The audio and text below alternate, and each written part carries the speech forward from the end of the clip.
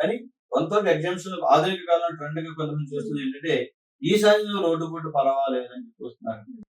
కొంతవరకు ఉన్నప్పటికీ కూడా ఒకవేళ ఈశాన్య రోడ్డు పూట వాళ్ళు తీసుకున్నప్పటికీ కూడా అటు మనం ఏదైతే నిర్మాణం చేస్తామో ఇంటి యొక్క నిర్మాణాన్ని అటువైపు రాకుండా రోడ్డు వైపు రాకుండా సింహద్వారం అటువైపు రాకుండా మనం చేసుకున్నట్లయితే మనకి మంచి అనుకూలంగా ఉంటుంది అన్నమాట. అయితే ఒక లాజికల్ గా ఒక పాయింట్ చేయొచ్చు అనమాట.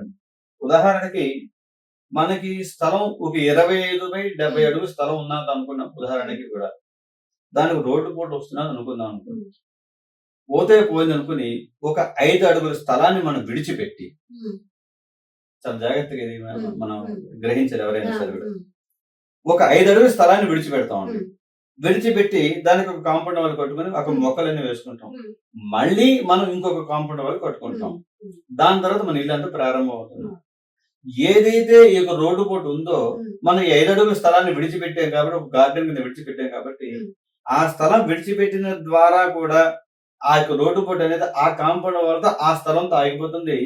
తర్వాత మళ్ళీ మనం ఇంకో కాంపౌండ్ వాళ్ళ నిర్మాణం చేసుకుని తర్వాత మనం ఇల్లు కట్టుకుంటాం కాబట్టి ఆ యొక్క దోషాన్ని మనం తగ్గించుకునే పరిస్థితులు కూడా ఉంటాయి.